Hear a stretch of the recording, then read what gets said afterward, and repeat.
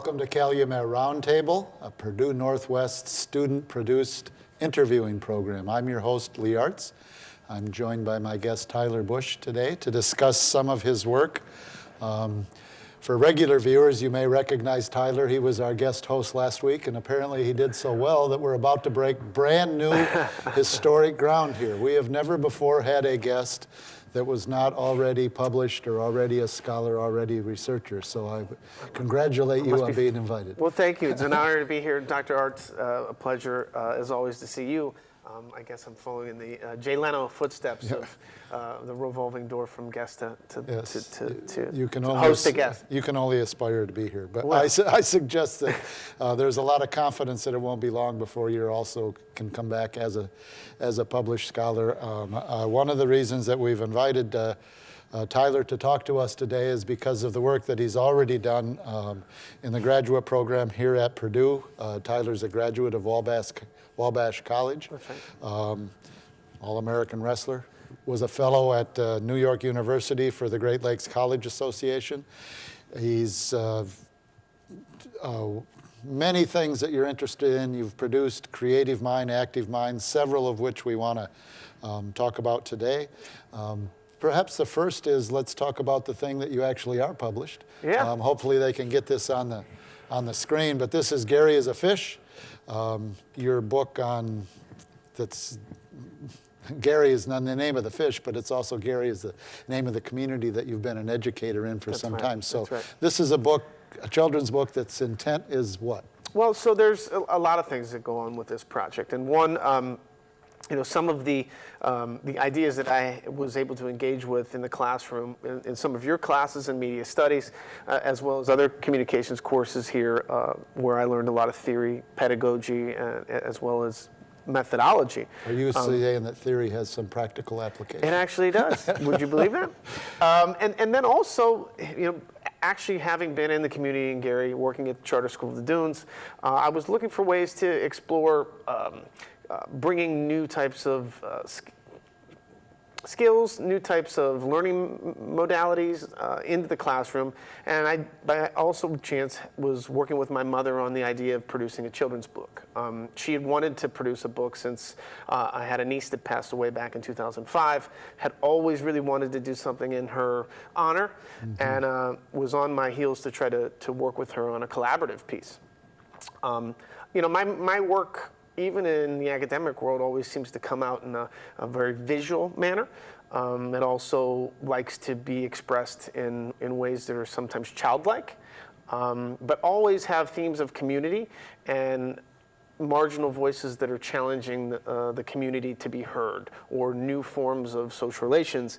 And Gary is a Fish is one of those type of stories where. Well, it's wonderfully illustrated. I like the fish and all the fish's friends, and it's certainly pops, I would think, for the students. Yeah, and it's one of those things too where a lot of it came right out of some of the work that we were doing in the Disney course that I had with you. Okay. Gary's actual size, if we could show a picture of him, his actual proportions come right off of the original Mickey Mouse size as well. Okay. And I wanted that to be. We'll try to get some of those posted so that the viewers can see. Okay. Yeah, I think that would be fun because one of the assignments was to try to create an alternative to what you see in traditional media that's coming from a Hollywood, say a Disney, which has its own value, but I was looking to create something that taught the community how it might be able to re-envision itself. And a lot of it has to do with collaboration, solidarity, and finding our own personal skills that allow us to, Gary finds a number of friends in this small lagoon, which is designed after Marquette Park, which brings in some ideas of ecology, but yet all these animals didn't know each other. Gary has the opportunity to come in as a stranger and connect all those dots and help them re-envision their community. I didn't get to read the entire corpus of most of our guests, but I was able to get through. Did you get through it? I got through this. Yeah. You got through the Cliff Notes it's version wonderful. of Gary? Like I said, the visuals great, and one of the things that strikes me about some of your other work, which I'd also like to talk about, is the visuals. But one of the things you said about this was building of solidarity, the building of community, drawing upon people's experiences, but looking for those connections. So this is more than just a book about literacy, at least the way I see it, but it's about a book of... There's some civics there too. There's really a lot about participation. There's really about a lot about sweat equity and emotional labor. What are those? Is this the type of book where those type of ideas can be brought in the classroom and talked about and discussed and create conversations about those? That's one of the exciting things about me, because in my estimation, that's why Purdue is here, to serve the larger community, to serve Northwest Indiana. And when you've mentioned it now a couple of times about the nature of the environment we find ourselves in. I wouldn't want to say post-industrial, although I know that you've used that term. Sure. Some of the other terms that you've used in some of the other work was rusted blue, cinderman. They all kind of evoke the idea that there's a workforce behind this, that our wealth and our reality is based upon what's been produced. And so when the fish in this book is talking, it's based upon values that are shared by all the working people of Northwest Indiana. I didn't say at the beginning the paper that you had accepted for the Popular Culture Association out in Washington was called Becoming Cinderman. Becoming Cinderman. That was also visual, but it was photographs, which was partly you, but it was also partly photography of what some people might call the Rust Belt, the steel mills, environments, the background. very much environments that had been broken down. Methodist Church played a big part in Gary, which has been used in, it was just in Sense8 by the Wachowskis. It was used in, I believe, maybe a Freddy Krueger piece. So Hollywood has been in Gary shooting these decayed structures because of their beauty.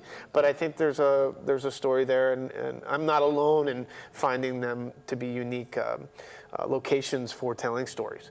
And they're here, and I use them through a series of photography and performative pieces that I tried to connect back with the soil of the place. It's these working class narratives that keep showing up in my work. Well, that's what I'd like you to talk about a little bit. I didn't see all the photographs in the partly autoethnography, but an ethnography of a region. What are you doing differently than maybe a Hollywood story or just a documentary? You said you're drawing on these working class narratives. What are some of the values or some of the things that you want to bring forth in the narratives of labor or workers in the region? Yeah, you know what, I think, the term autoethnography comes out as an academic word. And for those of our audience that are not, attuned with this type of vocabulary, it's a way of having a lived experience. Here I am. I lived a life very much like Gary's a fish. I had moved to New York City. I'd studied with the Atlantic Theater Company. I had everything to do with trying to get away from the reality that I'd come from this working class place. Your dad worked in the mills. My father was a steel worker. We're originally from Pittsburgh, the Pittsburgh area. I saw him lose his job a number of times in an effort to try to keep food on the table for the family, and we ended up in Northwest Indiana. He worked hard to put me through school downstate, and I went to New York to pursue life as an actor, as a dramatic writer. Became a set carpenter. So there, the working with the hands comes back into play again, and how I could earn my living.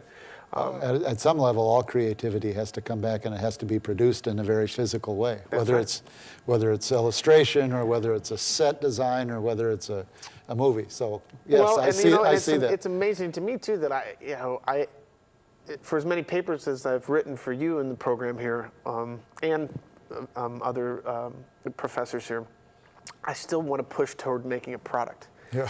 And I started as a small carpenter kid, and I grew up with tools in the shed. Something very rewarding. About the physical product. Yes, that you've put forth the labor, whether it's intellectual or creative or just the construction, that when it's done, it's finished, it's polished. Look what was done. Yeah. That's very rewarding. Yeah. Yeah. Material boy, I guess I am. I mean, Madonna was the material girl. I guess I'm the material boy, So did you have the same feeling when you're doing the photographs? Do you get the same? Well, those photographs, I mean, like I said, I was trying to get the rusted blue stuff and the Cinderman stuff all comes kind of back from the same time in my life, which was just prior to this program. And then I was able to take those experiences into more of an academic world and make sense of them on a different level than I was at the time.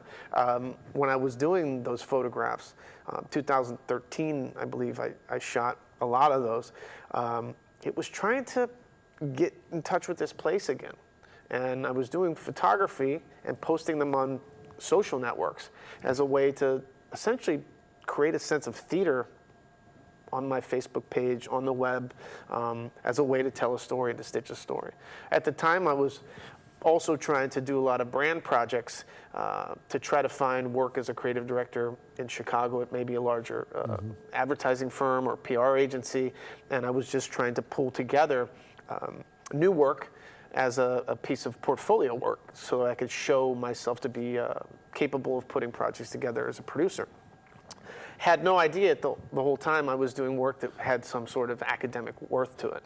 But once I got back in the program and worked through a number of different classes in both media and performance studies, it really came to light that the work that I was doing had some sort of more anthropological or academic it comes full circle. Yeah. With the way you just expressed it, you didn't recognize that the work that you were doing with the ethnography or recapturing or reconnecting with your family past, the past as a carpenter, the past of the mill, going through the experience, the creative to find out that has academic value. Well, what I've recognized here with your work is seeing that that the academic value also has some practical application for building community literacy for children, and some of your other projects that we'll talk about before we're done. Not to mention enormous confidence in me as a person and as a human being, because without education, we tend to lose that confidence,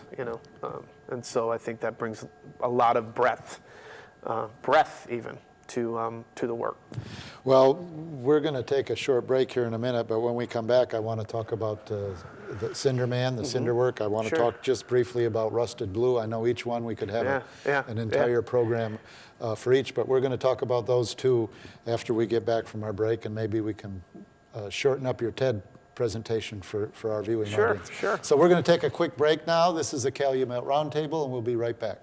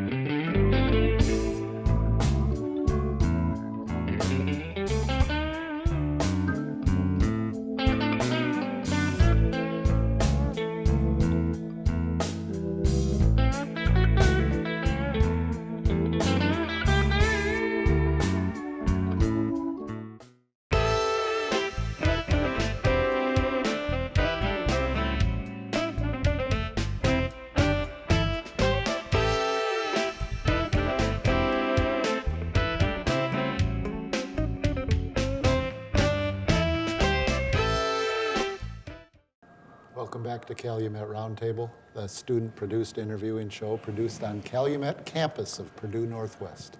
I'm your host, Lee Artz. My guest today is Tyler Bush.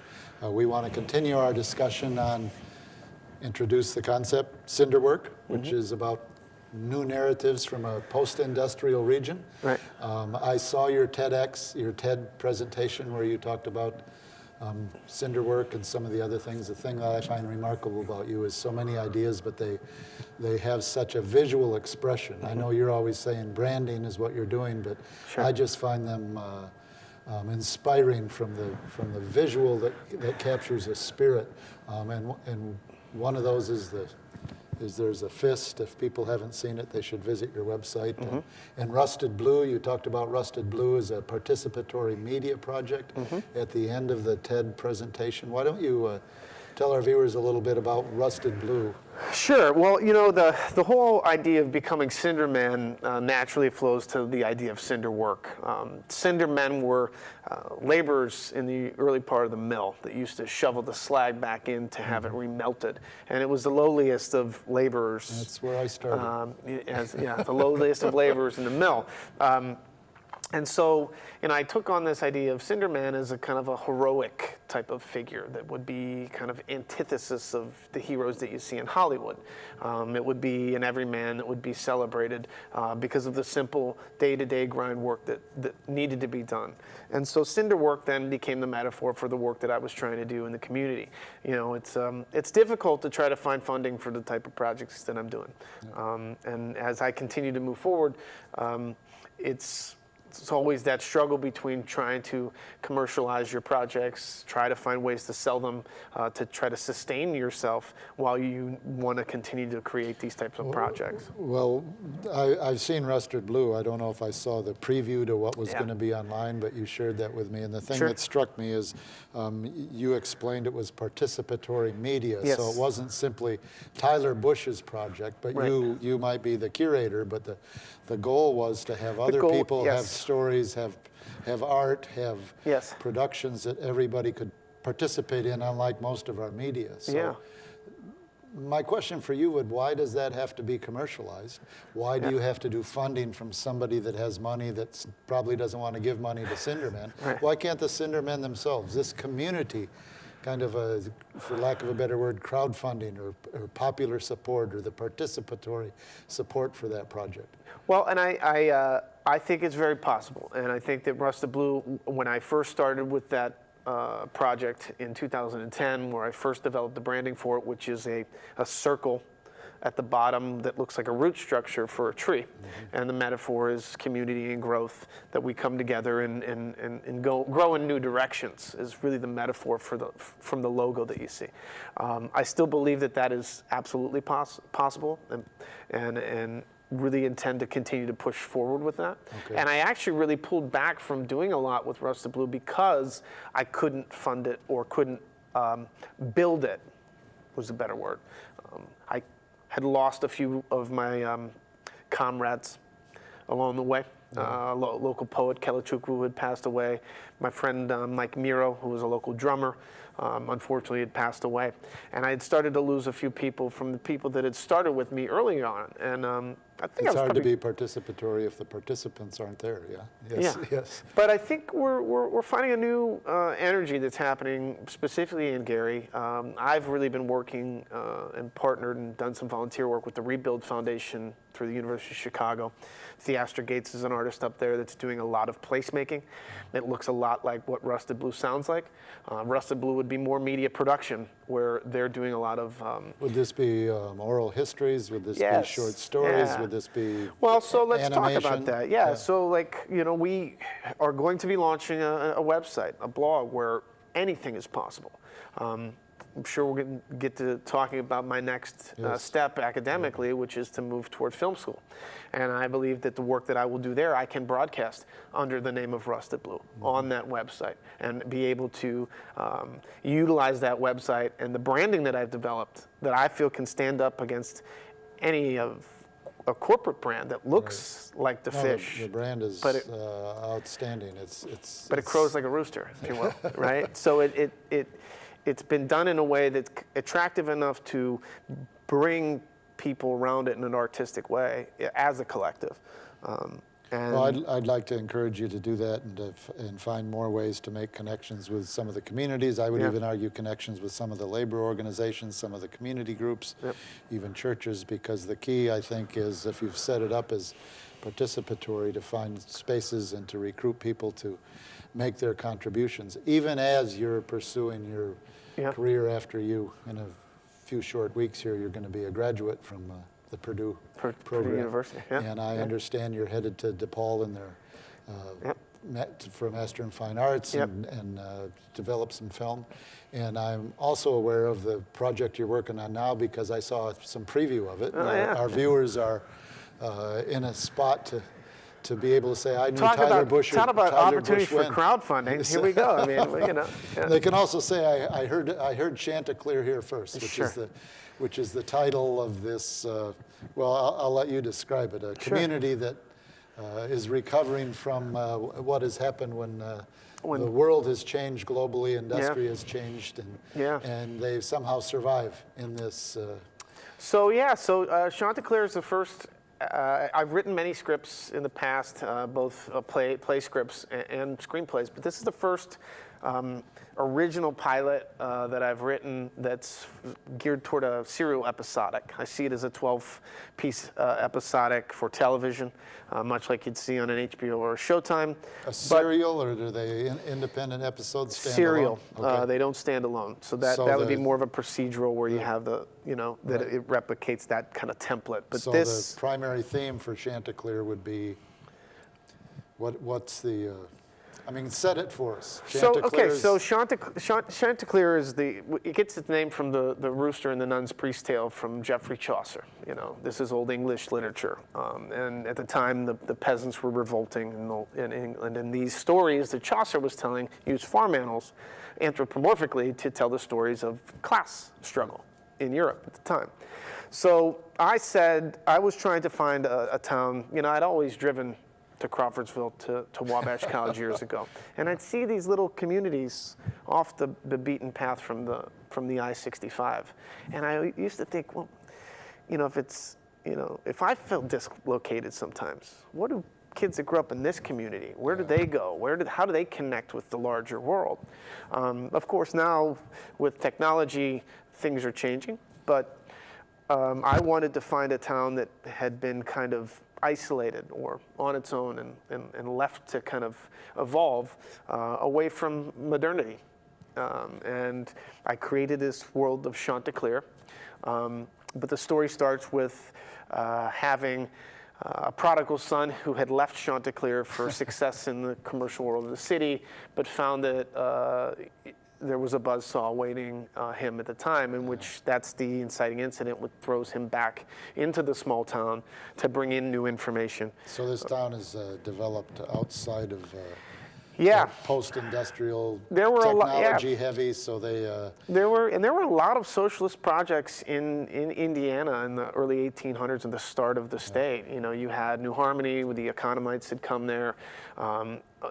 Owenism, which was a Welsh theorist, had developed a community where he was looking at different ways of changing the means of production and who owned them. And, so Chanticleer takes a lot of that kind of history and reworks it into a time in the future. So they produce and they live in their own geographically isolated area? Is that? They do, but wind farms, cannabis farming, there are corporations coming into eminent domain, the land that's been there because it's so fertile and it has a lot of good resources. So that sets up the story. So you'll have to... So there's this conflict. There's a huge conflict, which happens to do with big business, corporations, and then the small town itself that's needing to evolve because it's kind of fallen into decay. There's a lot of backstory to it. Chanticleer was a town that got its wealth after the Civil War, basically. It sounds like a little bit like an urban center Justified, where you looked at Harlan County and they were kind of left behind when the coal mine shut down, but very true. They didn't exactly have some socially progressive response. But this sounds like the community forged some unity and used the technology of what you're saying is the story. It sounds exciting. So what's the stage is this at? Where are you at in the script writing? I have developed a show Bible. I've worked with Mary Beth O'Connor, who teaches here at Purdue Northwest.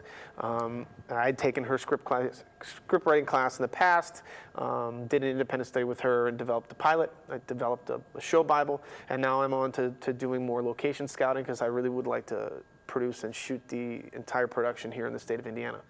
So you're going to produce it before you have... it's not like you're making a script and then trying to pitch it to somebody else to produce it. I'd like to do it myself. I'd like to do it myself, but we'll see. But I think I've designed it as detailed as I can, and the world is very alive to me, and I think it's going to be an exciting project for me to continue to write for. So I'm excited to see where it goes in the next few years. Excellent. And so you will be pursuing the Master of Fine Arts at DePaul University. In Chicago, where I hope to possibly also be teaching as a grad assistant yet again. But as we academics know, that's a good way to continue to fund the projects and continue to also be growing as a teacher, because I feel like a lot of what I do as a storyteller really is kind of Well, it's all about teaching. And there's very much a lot of lessons that I'm trying to weave into the narratives, and also create opportunities for other people, so to express themselves. So you have all of these things you're rolling them out. That's You're right. rolling out Rusted the brands. Blue, Rusted Blue, Chanticleer, Chanticleer, Cinderwork. Cinderwork, which is like the umbrella for the whole thing. That's right. Cinderman. You've done the TED presentation of this. You're We're moving on this, and the thing that I want to come back to, which is kind of what I started with, is it's the background of where you grew up, Pittsburgh, Milltown. Yeah. Draw from those values that, personally put you in a championship wrestler, but also drive you to be creative, takes you to New York, brings you back. It seems to me that we're fitting something that many of our students and many people that think the solution to the world we live in is to leave what we've had or who we are or the values that we've came from and kind of escape from that. And you're representing to me, or at least what I'm hearing, is the values of hard work, the values of integrity, of actually being labor that's essential to our material existence, is something that also can inspire amazing creativity. Everything from the Gary book to the Rusted Blue to some of the sculptures I've seen. So, Yep. I Rather than run from it, it's about reinvesting into it and rolling up the sleeves and working with the resources that you have, because there are many and they're all around you.